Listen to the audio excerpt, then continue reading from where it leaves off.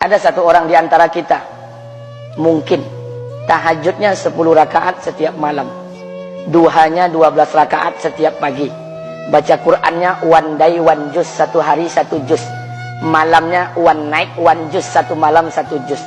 Satu keluarga di antara kita ini puasanya luar biasa Senin Kamis. Satu keluarga berpuasa Senin Kamis. Tak cukup puasa Senin Kamis, dia puasa Nabi Daud. Sehari puasa, sehari tidak, sehari puasa, sehari tidak. Tak cukup dia puasa Nabi Daud, dia puasa-puasa sunnah lainnya.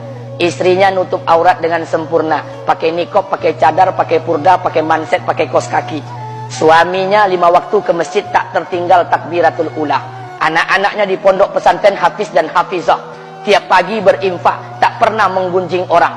Quran terjaga, aurat terjaga, tahajud terjaga, 5 waktu terjaga, duha terjaga, Quran terjaga, puasa terjaga. Sempurna satu keluarga amalnya. Tapi sudah 8 tahun dia tak tengok ayah ibunya. Sudah bertahun-tahun dia tak nyapa kedua orang tuanya. Sudah bertahun-tahun dia tak berhubungan baik dengan ayah ibunya. Sudah berminggu-minggu dia berkelahi dengan ayah ibunya. Sudah berhari-hari dia bermusuhan dengan kedua orang tuanya. Maka anak seperti ini, seluruh amal yang mereka kerjakan tertolak di sisi Allah Subhanahu wa taala, tidak akan diterima Allah. Sebaliknya, kalau ada di antara kita hari ini yang pandai melayani ayah ibunya, tidak ada uang ayah ibu dia kasih uang, tak ada rumah ayah ibu dia buatkan rumah, sakit ayah ibu dia bawa ke rumah sakit, dirawat ayah ibunya dia jaga, kotoran ayah ibunya dia bersihkan pakai tangannya sendiri. Ada di antara kita hari ini yang membersihkan kotoran ayah ibunya lebih dia nikmati daripada makanan yang ia sukai. Begitu luar biasanya dia melayani ayah ibunya. Tapi dia tinggalkan salat, dia injak-injak perintah Allah, dia tinggalkan perintah Allah dengan mutlak. Maka kebaikan satu orang anak ini kepada ayah ibunya seluruhnya tidak diterima Allah Subhanahu wa taala. Atau jangan-jangan inilah yang menjadi penyebab amal kita tak diterima Allah. Atau jangan-jangan inilah yang menjadi penyebab amal kita tertolak di sisi Allah. Kita sholat juga, kita sujud juga, kita puasa juga, kita ngaji juga, kita dengarkan ceramah juga. Maka oleh karena itu, Pak, Bu, ayah kita tuh tinggal di kampung, ayah ibu tinggal di kampung sana. Terkadang ayah ibu kita tak sekolah, SD, SMP, SMA tak tamat. Dia sekolahkan kita SD, SMP, SMA, S1, S2, S3 dengan harapan hidup kita lebih baik daripada keadaan dia sekarang. Tapi apa yang membuat kita jarang untuk menjenguk mereka? Saya ingin sampaikan buat kita bersama. Ayah ibu kita tak tahu kita ni eselon 1, eselon 2, Pak. Ayah ibu kita tak tahu pangkat PNS kita 3A, 3B, 3C, 3D, 4A, 4B, 4C, 4D. Ayah ibu kita tak tahu kita ni public figure. Ayah ibu kita tak tahu dan tak mau tahu. Yang dia tahu kita ni anaknya.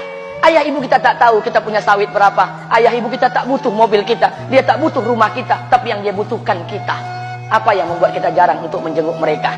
Tahun 2016 di Masjid Damai Langgeng, saya diundang ceramah di sana. Habis pulang ceramah, saya baca WA SMS. Ada seorang ustadz Pekanbaru kirimkan WA dengan saya. Saya baca 2 kali, air mata saya menetes. Kenapa? Karena WA itu berisi cerita satu orang ibu sedang menelpon anaknya. Ibunya nelpon anaknya. Assalamualaikum nak. Waalaikumsalam kata anaknya. Kata ibunya, nak, sudah 1 bulan kau tak tengok ibu. Apa yang membuat engkau berhalangan nak? Apakah kau sibuk dengan pekerjaanmu? Minggu yang kedua ibunya telepon lagi. Assalamualaikum nak. Kata anaknya, waalaikumsalam. Kata ibunya, nak, ibu dapat kabar apa engkau baru beli mobil baru. Apa betul nak? Kata anaknya, betul bu.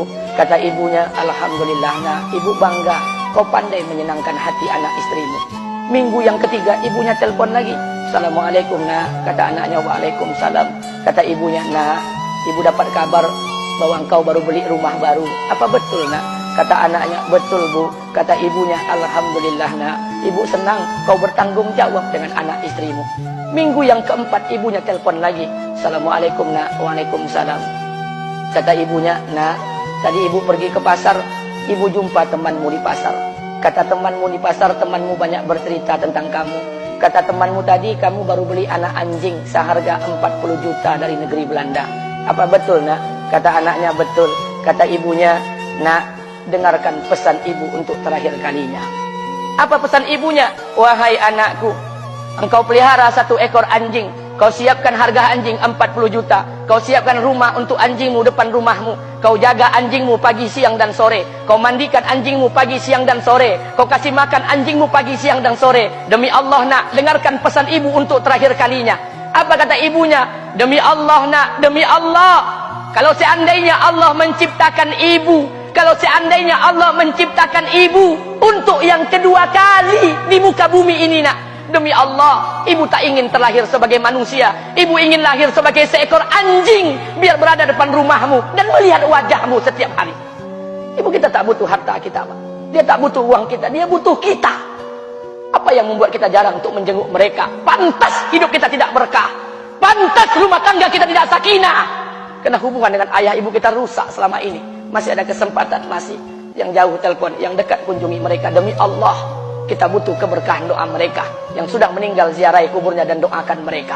Imam As-Syafi'i berkata, apa kata Imam As-Syafi'i? Manusia zalim, manusia bodoh, kalian tak tahu apabila ayah dan ibu kalian mengangkat tangan di malam hari, dia berdoa kepada Allah untuk anaknya.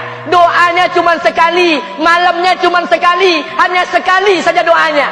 Apa kata Imam Syafi'i? Sekali doa ayah dan ibu kalian sudah cukup bagi Allah untuk menjadikan kalian anaknya berkah dunia akhirat. Hari ini berapa banyak doa ayah dan ibu kita, tapi tidak ada keberkahan buat anak mereka. Kenapa? Hati mereka tersakiti. Maka pulang, Pak, cari mak bapak kita.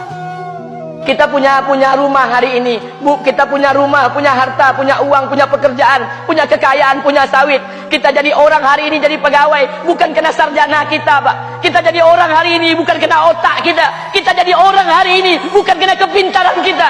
Kita jadi orang hari ini jangan-jangan kena keberkahan doa ayah dan ibu kita yang tak pandai tulis baca di kampung sana. Dari mak bapak kita, Pak. Demi Allah, kita butuh keberkahan doa mereka. Apa guna di kehidupan dunia sementara Allah tidak ridho dengan kehidupan kita? Pantas amal kita tertolak di sisi Allah. Maka pulang ke rumah cari mak dan bapak kita yang masih hidup, duduk bersama mereka. Kalau seandainya kita tak bisa membahagiakan mereka, jangan pernah menyusahkan mereka. Kalau seandainya kita tak bisa membuat mereka tertawa, jangan pernah membuat mereka menangis. Demi Allah, kita hanya punya satu ayah kandung. Kita hanya punya satu ibu kandung. Tidak akan ada ayah kandung yang kedua. Tidak akan ada ibu kandung yang kedua. Harta kita cuma satu. Ayah kita cuma satu. Ibu kita cuma satu. Tidak akan ada ayah kandung yang kedua. Tidak akan ada ibu kandung yang kedua. Pangkat jabatan bisa dicari. Harta bisa diraih. Kesempatan membahagiakan ayah dan ibu kita hanya sekali di kehidupan dunia ini, Pak. Pulanglah.